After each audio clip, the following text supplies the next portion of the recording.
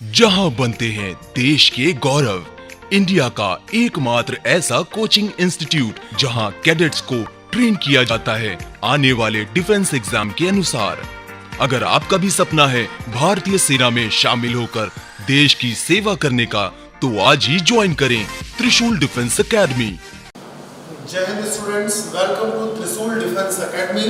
This is engineer Praveen Tiwari welcomes you to study physics. Now we will start a course Physics with Praveen Tiwari. We will discuss in this module कि air force में किस तरीके के physics के question पूछे जाते हैं। ऑब्वियस सी बात है, किसी भी एग्जाम का पर्टिकुलर अपना एम होता है और उसकी एस्पिरेंसी जो है कि हम पर्टिकुलर किसी एक एग्जाम को जब टारगेट करके पढ़ाई करते हैं तो वो मोस्ट एक्यूरेट और रिजल्ट देने वाला होता है।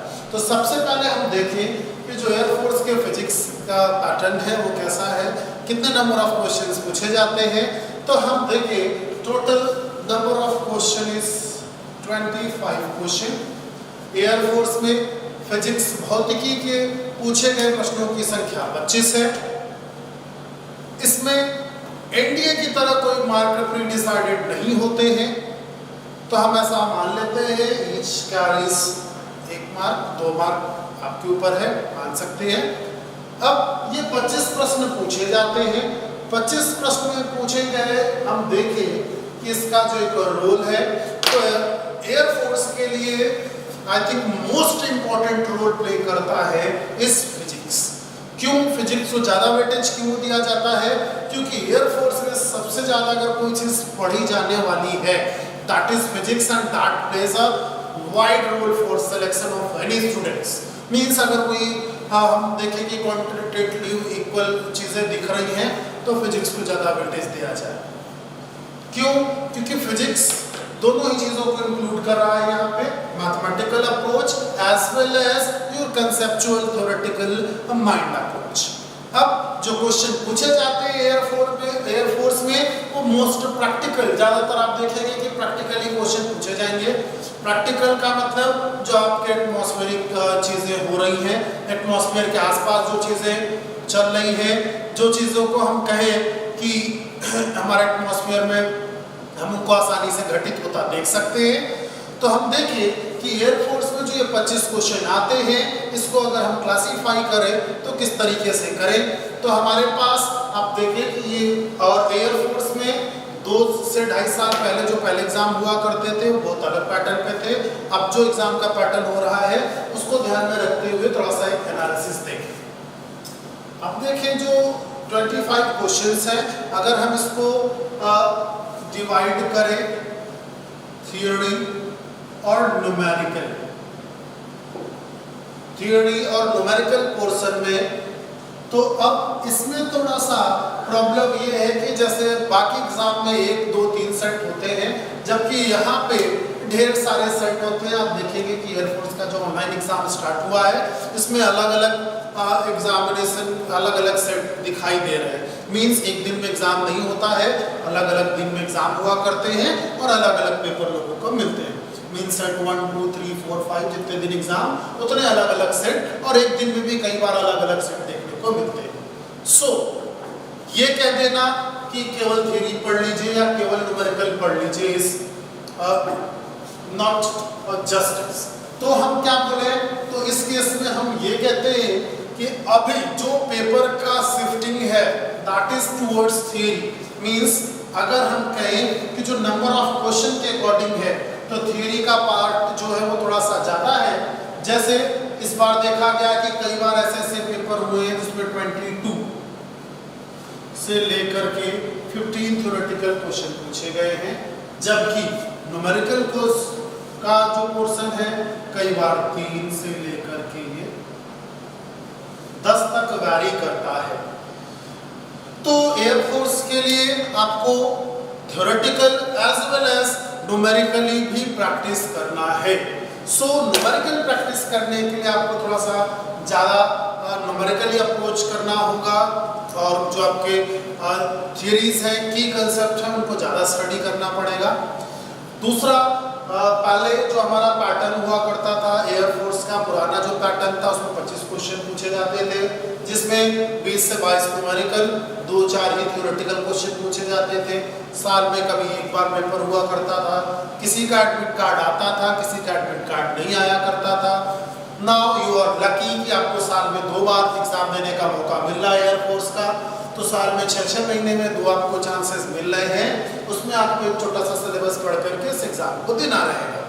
तो अब हम देखें कि 6 महीने की तैयारी में हम फिजिक्स को कैसे हैंडल करेंगे, कैसे हम उसमें से क्वेश्चन सिनेरियोज बनाएंगे। तो जो थियरी पोर्शन, तो पहले जो क्वेश्चन का पैटर्न हुआ करता था वो न्यूमेरिकल पैटर्न हुआ करता था, एंड दैट वाज क्लियरली कि एयरफोर्स का पेपर देना है तो हम न्यूमेरिकल पे ज़्यादा ध्यान दिया करते थे। लेकिन अभी हमको क्या करना है, जो क्वेश्चन शिफ्ट है वो किधर हो गया, टुवर्ड्स थ्योरी, थ्योरेटिकल क्वेश्चन ज़्यादा पूछे जा रहे हैं। अब रीजन बिहाइंड थ्योरेटिकल क्वेश्चन क्यों ज़्यादा पूछे जाते हैं, उसके पीछे क्या रीजन है, तो उसके पीछे का रीजन क्या है, उसके पीछे का रीजन है कि जैसे ही हम न्यूमेरिकल क्वेश्चन किया करते हैं तो न्यूमेरिकल क्वेश्चन को हम सॉल्व करेंगे तो या तो हमको वो आंसर मिलता है या हम उससे बियॉन्ड चले जाते हैं। तो यूजुअली हमारे आंसर्स मैच नहीं करते हैं और हम छोड़ देते हैं उसको। अब चूंकि निगेटिव मार्किंग पहले नहीं थी, अब निगेटिव मार्किंग आ गई है पिछले 2 सालों से, तो अब क्या हो गया, तो थ्योरेटिकल क्वेश्चन। क्यों? क्योंकि अगर आप अपने कंसेप्ट्स को लेकर के क्लियर नहीं है, you are not sure about answer, तो आप यूजुअली ये चीज देखा करेंगे कि आपको लगेगा आंसर ए वाला भी सही है, तो फिर लग रहा कि कहीं डी सही है या सी भी थोड़ा सही हो सकता है। इस वजह से आपको श्योर होना बहुत जरूरी है। अगर आप श्योर नहीं होंगे तो आप उस चीज को सॉल्व नहीं कर पाएंगे। अब हम देखें कि जब हम उस चीज को लेकर के श्योर होना चाह रहे हैं तो हमको क्या करना पड़ेगा, प्रैक्टिस। अच्छी पढ़ाई के साथ आपको प्रैक्टिस भी करना पड़ेगा। अब हम देखें कि जो हमारा क्वेश्चन है वो थ्योरेटिकल क्वेश्चन है, न्यूमेरिकल भी पढ़ना है। तो अब हम इस थ्योरेटिकल न्यूमेरिकल का बैलेंस बनाते हुए इस चीज को देखने का प्रयास करेंगे कि हम जो अपना सिलेबस है उसको किस हिसाब से डिवाइड करें, उसका इंपॉर्टेंस, ट्रेंड कि किससे ज्यादा क्वेश्चंस आ सकते हैं। तो सबसे पहली बात कि अब आप देख रहे हैं कि एक पेपर सेट नहीं आता है, ढेर सारे पेपर सेट आते हैं। सो एयरफोर्स में ढेर सारे वेरिएशन हमको देखने को मिलते हैं। सो हम ये नहीं कह सकते हैं कि आप ये पोर्शन पढ़ लें और ये पोर्शन फिजिक्स का छोड़ दें। तो फिर भी कुछ सर इम्पोर्टेंट बच्चे बोलते नहीं सर फिर भी कुछ तो इम्पोर्टेंट बताना चाहिए, कुछ तो इम्पोर्टेंट होगा ही, जो ज़्यादा पूछा जाता होगा। श्योर, ऐसा हर जगह होता है और वो continuous year wise, trend wise ढेर सारे पेपर्स को देखते हुए हम लोग निकाल पाते हैं कि कहाँ पे कितने क्वेश्चंस आ सकते हैं। तो हम देखते हैं कि किस तरीके से चीज़ें चलती हैं। तो फिजिक्स को हम त्रिशूल डिफेंस एकेडमी में 7 यूनिट्स को डिवाइड करते हैं। तो हम देखेंगे इस वीडियो में फिजिक्स विद प्रवीण तिवारी में हम स्टडी करेंगे कि उस यूनिट को मॉड्यूल में हम बनाते कैसे हैं। तो उसके अगर हम यूनिट डिवीजन की बात करें तो फर्स्ट यूनिट जो हम लोग पढ़ते हैं दैट इज हीट, उष्मा। फिजिक्स का जो यूनिट है, यूनिट 1 इज हीट, उष्मा। सेकंड है light,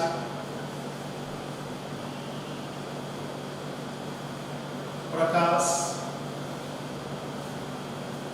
third is electricity, विद्युतिकी।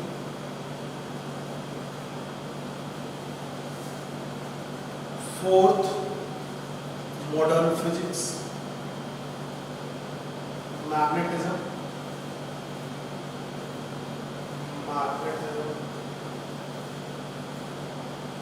Schoenberger. Fifth is modern physics, modern physics, आधुनिक भौतिकी। Sixth is sound wave,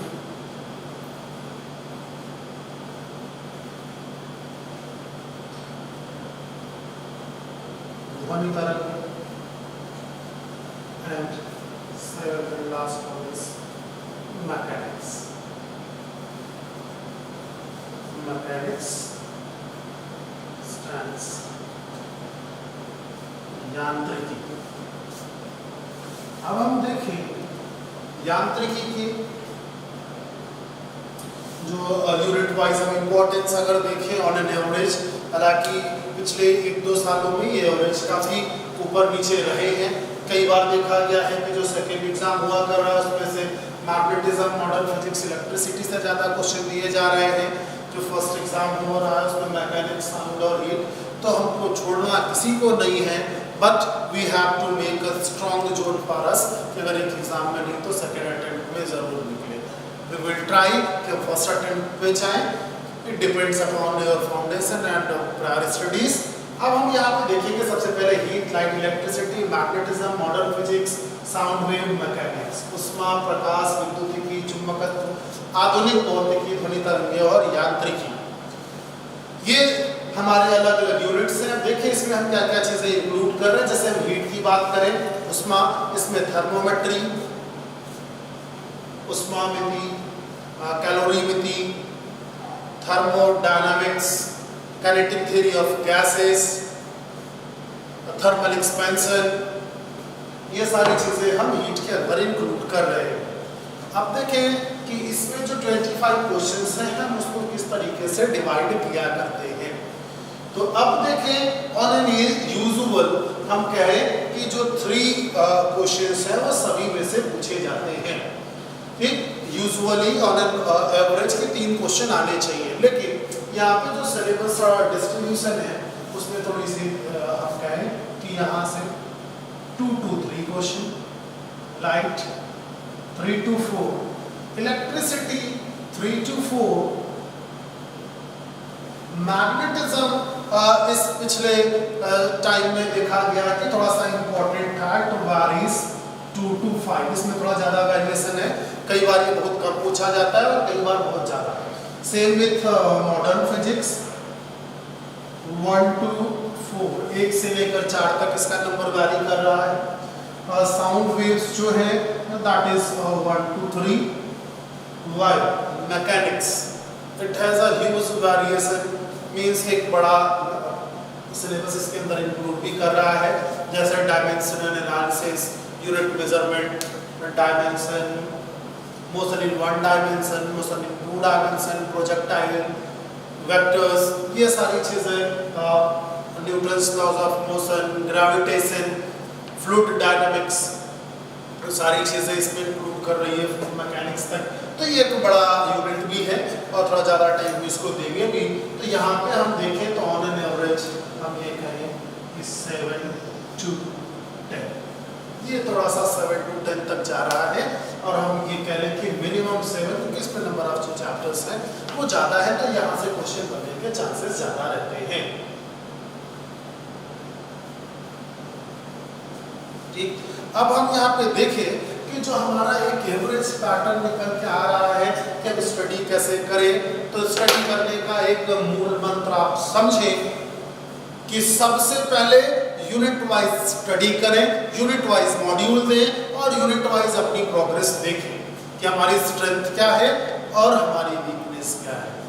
and does it, तो आप देख पाएंगे कि आप कहाँ पे किस चैप्टर में क्वेश्चन आप आसानी से कर पा रहे हैं, किस चैप्टर में आपको, किस यूनिट में आपको ज़्यादा समस्याएं आ रही हैं।